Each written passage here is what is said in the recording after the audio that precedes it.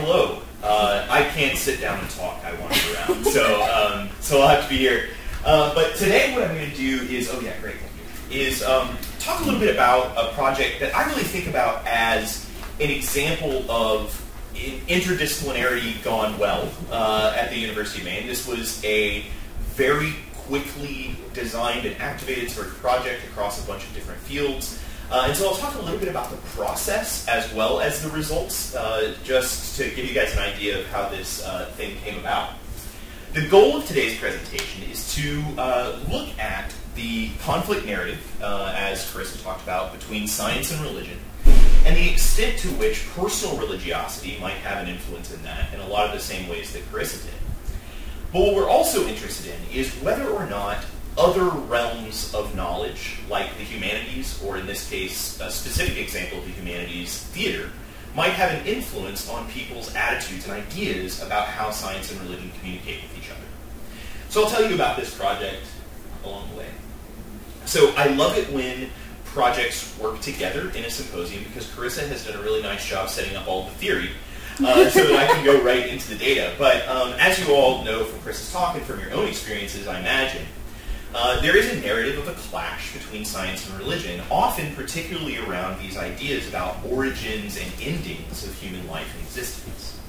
However, there are lots of people who recognize that these ideas are compatible. This famous quote from Einstein I like that says, "Science without religion is lame, religion without science is blind." The reason that I like this quote is because it is often interpreted as Einstein saying scientists need to be religious. When in fact, if you read that section in context, what Einstein is saying is that these two spheres of knowing are actually separate from each other, and that you need to have both of them in order to understand the greater world, but not that any one person needs to be a scientist and religious at the same time. So even though it's often used to talk about the compatibility, in fact, this person who is relatively high on science might have actually been saying these things are quite distinct. So we were presented with a really unique opportunity. What we learned was that Bangor, Maine, where the University of Maine is, was hosting the first science festival. And the way that this was described to me was, think of a music festival, but for science. It's a celebration of science where area scientists were encouraged to show up and present their work in a community environment. It was billed as an event for families. It was a 3-day event. The keynote speaker was the person who designed the lead character of the Pixar movie Brave, her hair. Apparently it's a 4-year process. And so he was all talking about this with the kids. It was a really exciting event. The goal was to celebrate science in our communities. As a result, the Penobscot Theater Company, a professional theater company in Bangor, put on a performance of LaBouff's play End Days. And just so you understand, since this becomes the manipulation, I want to talk a little bit about what the play was. LaBouf wrote this as sort of a response to 9/11. This is a family, which you can see depicted here, 3 family members who all live near New York during the events of 9/11. And as a result, they move away and are dealing with that conflict. The mother, although the family is irreligious at the beginning, but as a result of this trauma, the mother converts to evangelical Christianity, and Jesus appears on stage to her several times. The father enters a deep depression that he emerges from throughout the course of the play by returning to his roots of rabbinical Judaism. The daughter abandons religion altogether and turns towards science. And the same actor who plays Jesus plays Stephen Hawking in her visions. And it's written that way intentionally to create this comparison between Jesus and Stephen Hawking, which is an interesting thing to say the least. The most important character, however, is a young boy who shows up as part of the family's life because he's interested in the young daughter, who rejects the conflict between these worldviews entirely. There's a wonderful scene in the play where the kid, this young boy, has just been to church with the mother, who is an evangelical Christian, and been saved and is very excited about it, and he returns home with the family and they're all talking about it, and then he has to leave because he needs to go study his Torah portion for his bar mitzvah. And the family is very confused, like, well, you're still going to do that? You're still going to be... And he says, well, yeah, they're both very great. And the father turns to him and says, don't you know you have to choose one? And he says, no, I don't think I do. And so the whole play is about learning, this family sort of learning that different worldviews can be compatible. And they learn it through this one character. So after reading the play, I thought, surely, after seeing this play, people will understand that science and religion are more compatible. And you can see even in the press about the play, they were describing it as clash. You can see at the bottom, the headline is Science and Religion Comically Clash in Penobscot Theaters and Days. I do want to take just a second. As I mentioned, this project happened very, very quickly. The University of Maine Humanities Center, the president here is Liam Jordan, and Sarah Harlan-Hoy is on the right. She's a co-author on this grant. Supported this research and supported the play's performance as well. And these are the staff from Penobscot Theater. Barry Newport is the creative director on the left here, and Mary Budd is the artistic director, the director of the theater, and they were both very supportive and very interested in this project. A variety of research assistants helped with this project, and I just wanted to mention them here since I'm thanking people. So what we did is we sat up in the lobby of the play for the final 2 weeks of the performance. It was a 3-week run. So we collected data on the second 2 weekends of the performance, which coincided with the Maine Science Festival. We recruited participants to complete the survey pre-show. All participants were invited to, or all people who attended the show were invited to participate. The survey was stuffed into the programs, and there was a bin outside for them to return them. We measured personal religiosity, attitudes towards science, attitudes towards religion, and these two measures were really just designed to get at how positively do you see science or religion as a force in the world. Not personally, but influencing society. And then we asked some questions about perceptions of clash and compatibility of science, both broadly and some individual measures similar to the ones Carissa used, and I'll describe that in just a moment. We asked questions about, and I mentioned I love when these things work out. Chris and I actually hadn't talked about this before we showed up here, that both of our scales and measurements diverged into these two categories. That we see people responding sort of systematically to questions about origins and endings of human existence and questions about ethical living. Those tend to be separated. Finally, we also recruited participants to complete an online follow-up survey within 48 hours of the performance.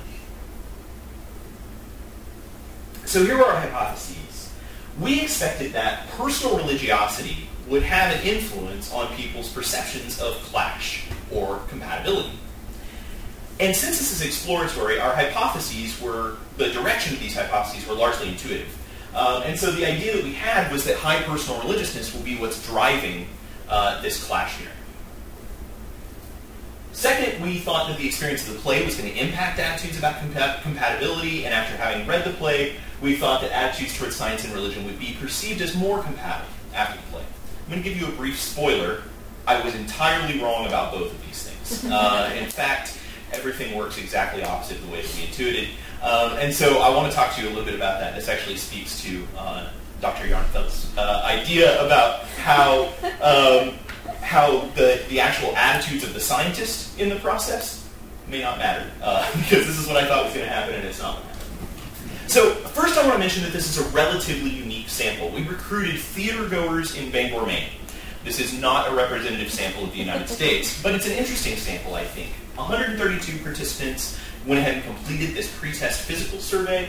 The age range was quite broad, from 18 to 89. You can see that most of the participants were on the latter end of that spectrum, with, or right around the middle, with a mean of 47 and a standard deviation of 18. 54% were female and consistent with Maine, which is the whitest state in the United States. It's 92% white. Also consistent with Maine as the most irreligious state in the United States. It was 20% atheist, 30% agnostic, and 50% theist. And this was asked, do you identify as these three categories? 20% of this, or 30% of the sample identified as Protestant, 23% Catholic. Most of the others were either nuns or others, which were, the others were a lot of individual spirituality sorts of items. The small Jewish and Buddhist population. Finally, I just mentioned this because the theater was interested in it. 16% of the respondents were first-time attendees of the theater, and 37% were regular attendees who had seen more than 13 performances. So here are the items that we use, and I'll talk through these in case you can't see it. We use 6 items. The beginning was explaining the origins of the universe, explaining the origins of human life, and understanding what happens at the end of human life. And these were the origin items that tended to hold together. I'll mention quickly that the total perceptions of compatibility on this 7-point scale, the mean was just over 4. Compatibility in the domain of origins and endings, the mean was 3.36, considerably lower than the overall mean, which obviously means that the mean for these other items, understanding how humans should behave towards one another, understanding the relationship between humans and the environment, and promoting respect for human life, the mean was much higher in that case. And this was statistically significant difference, so that people were finding the origin questions more in conflict than they were finding the ethical living questions. Interestingly, we didn't have the same sort of issue with humans and the environment, and I think that that might have had something to do with our sample. One thing I want to mention is that our sample was uniformly pro-science. There was just nobody who thought it was particularly bad, and you can see that actually on the next slide here. You can see the means for scientific attitudes is very high on the 7-point scale, right? And so the vast majority of participants were very high in science, so we didn't really have anybody in that low science condition that Carissa was talking about. So the first exploration that we wanted to do was look at what's statistically associated with these compatibility items. And what we find, as we expected, is that religiosity is associated with these items, personal religiousness. This is a 1 to 7 scale. How religious are you? I'll mention, because REA talked about religious importance, that we also measured religious importance, but those 2 items were almost perfectly correlated. So we used religiosity in this case. What we see is that what seems to be driving this relationship with the total is the factor that's associated with origins. But what's most interesting to me, as I already sort of revealed, is that as religiosity, personal religiosity increases, its compatibility of these origin narratives that's increasing. So it's the people relatively high in religiosity, and as I mentioned, high in promotion of science, who are finding these things, these origin questions, most compatible. The effect is less for this ethical compatibility. I think this is opposite of what you found. Is that right, Carissa? That the effect is higher with ethical compatibility? Regardless, what we're seeing in this example is that the origin is more of a powerful driving force. I also included humanities and theater attitudes, for those of you that can see these down here, really just to demonstrate that it turns out people who go to the theater have really high attitudes about the theater and humanities. Not terribly surprising. So I wanted to look at this a little more directly, really just a little more clearly. And so what we did is just computed a median split on religiosity. And the reason that I think this is appropriate in this case is because the median happened to be exactly the midpoint of the scale. And there were 12 people on the midpoint of the scale, so we just sort of removed them and took people who are either in the bottom half or in the top half of the scale. And what we find is overall compatibility has a significant difference. So the green line is high religiousness and the blue bar is low religiosity. And so they're actually splitting the midpoint here, where people high in religiousness are seeing this as more compatible, and people low in religiousness are seeing it as less compatible. This difference, as you've already seen previously, is heightened in this origins and endings compatibility. People are high religious, people are finding this a little more compatible.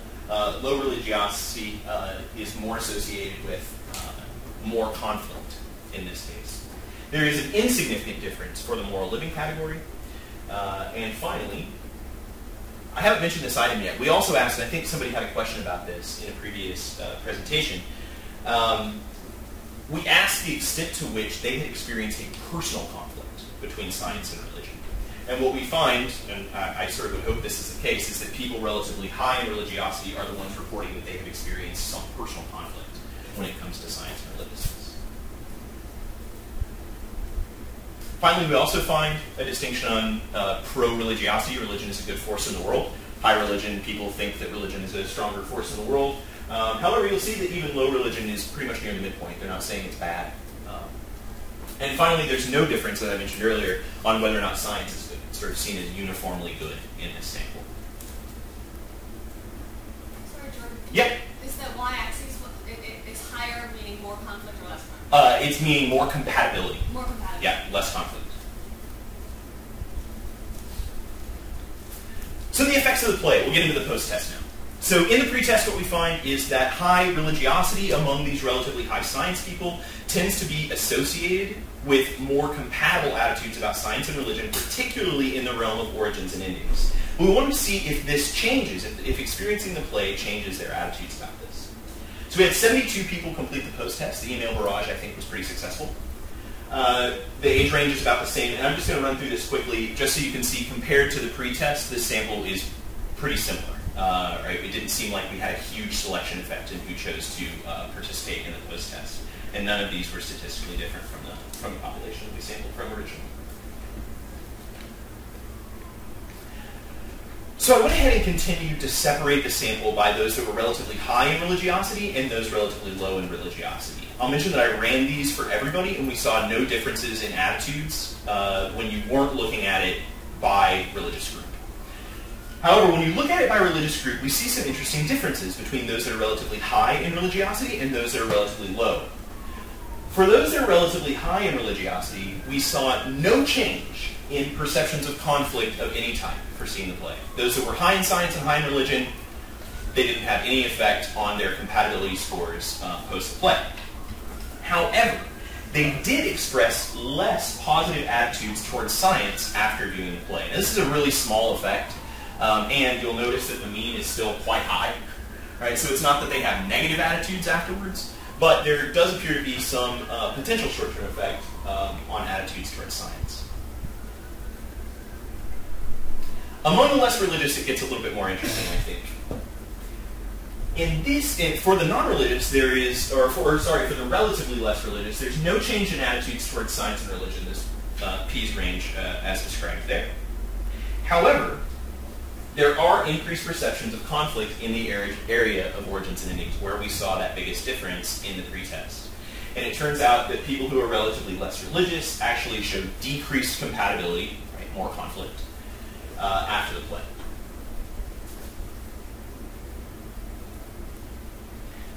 So this study was set out to look at what contributes to this clash and compatibility narrative in the conflict, the perceived conflict between science and religion. And really, I went into this a bit bright-eyed and bushy-tailed, thinking, oh great, we're going to change everybody's minds, we're going to show them that these things can be compatible, and we can open up a dialogue and a conversation. And it turned out that what we found is what we found consistently in other areas of social psych, which should have clued me off to the results, that it turns out when people experience a stimuli that can be interpreted in different ways, they use the cultural lens that they already have to interpret that stimulus. So when they see the play, what it seems like is happening here is that those who are already relatively low in religiosity and think that there's a conflict are seeing conflict in the play. Whereas those who are relatively seeing science and religion as compatible are seeing compatibility in the play. I will mention just a couple of other quick findings because I have a moment. We also did some work on intergroup bias with this because there were so many different religious groups shown in the play. What we found is no difference for anybody except Jews, and there are 2 Jews in the play. There's a lot of Jewish sort of theology and philosophy talked about in the play, and we actually see among the low religious group a significant change, positive change in attitudes towards Jews on a single item thermometer after the play, which is kind of interesting too. So we see some change in attitudes as a result of theater. One of the things that I was really interested in was the ability for humanities to speak to these kinds of conflicts. And it seems like it can speak to it. The question is, what does it say when it's speaking? And it seems like what it does is speaks whatever language we bring to that. So I think there's more work to be done here. A few of the things that we're really interested in doing in the future is thinking about how actually discussing these kinds of issues might influence this, because a lot of people were invited to participate in a discussion afterwards with scientists and religious scholars from the community. And what I hope, but we've learned that what I hope is not true, is that the people who participated in that discussion would have more compatible attitudes afterwards, right? Because they actually engaged. There's some real contact happening between groups there. But we didn't measure that. So we'll look for that in the future as we continue to have some of these dialogues. There's going to be another main science festival next year, so potentially at the next IAPR I'll share with you what we did there. Thanks so much.